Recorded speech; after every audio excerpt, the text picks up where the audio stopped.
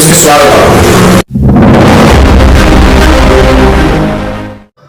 ఎన్టీఆర్ జిల్లా కొండపల్లిలో ముఖ్యమంత్రి నారా చంద్రబాబు నాయుడు గారి పర్యటన నేపథ్యంలో కొండపల్లి శాంతినగర్ కవులూరు గ్రామాల మధ్య బుడమేరు మల్లింపు కాలువ పడిన గండ్లు పూడ్చే వేత కార్యక్రమాన్ని పరిశీలిస్తున్న ఏపీ జలవనరుల శాఖ మంత్రి నిమ్మల రామానాయుడు, గౌరవ ఎంపీ దగ్గుపాటి పురంధేశ్వరి, గౌరవ మైలవరం శాసనసభ్యులు శ్రీ వసంత కృష్ణ ప్రసాద్, ఎన్డీఏ కూటమి మహానాయకులు పాల్గొన్నారు.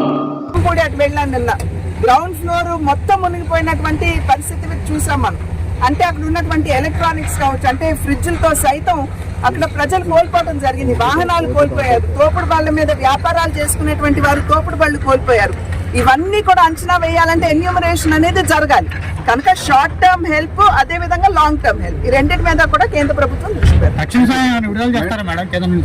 చెప్పాను కదండి, ఆల్రెడీ ఎస్డిఆర్ఎఫ్ కింద 3,400 కోట్ల రూపాయలు పాస్ చేసి ఉన్నాయి. ఎస్డిఆర్ఎఫ్ కింద దాంట్లో కేంద్ర ప్రభుత్వం యొక్క భాగస్వామ్యం కూడా ఉంది. అండ్ రాబోయే కాలంలో కూడా శివరాజ్ సింగ్ చౌహాన్ గారు వెళ్ళి చెప్పిన తర్వాత తక్షణ సహాయం డెఫినెట్ గా ఒక అంచనాకు రావడం.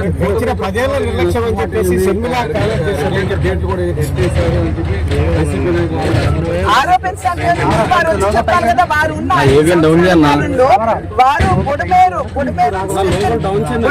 స్ట్రెంథెన్ చేయడానికి వారు ఏం పనులు చేశారో చెప్పాలి కదా. ముందు అది చెప్పిన తర్వాత కదా వారు ఈ విషయాలు పెట్టాలి.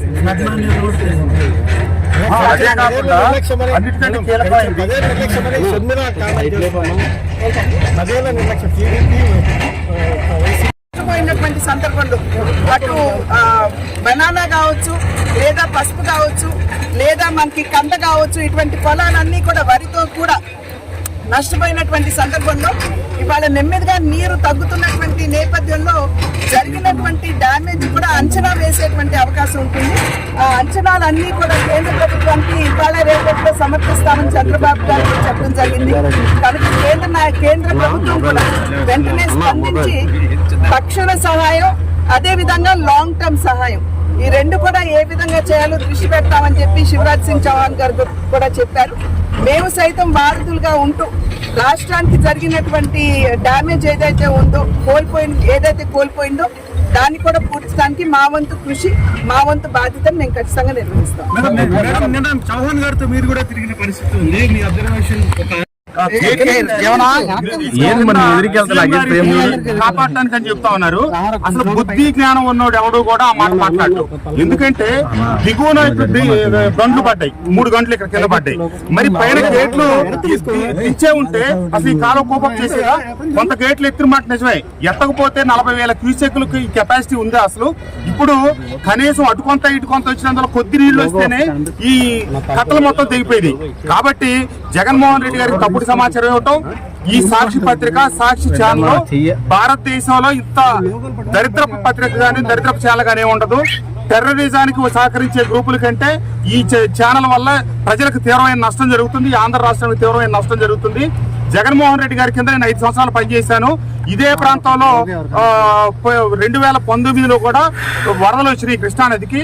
ఆ రోజు కొటికెలపూడిలో తాతయ్య అని ఒక పెద్ద వృద్ధుడు లంకలోకి వెళ్ళి చనిపోతే నేను 20 సార్లు కలెక్టర్ను ఫాలోఅప్ చేసి అతనికి నష్టపరిహారం ఇవ్వండి.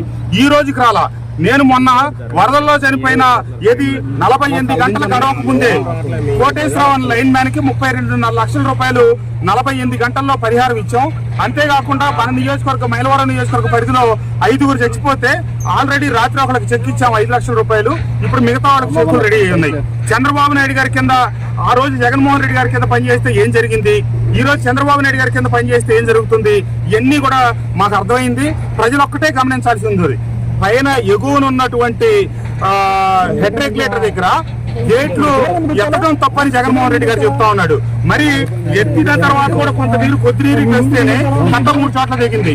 అదే కనుక గేట్లు తెరిచి ఉండకపోతే పోలవరం కట్ట అనేది ఆనవాళ్ళు కూడా ఉండేది కాదు.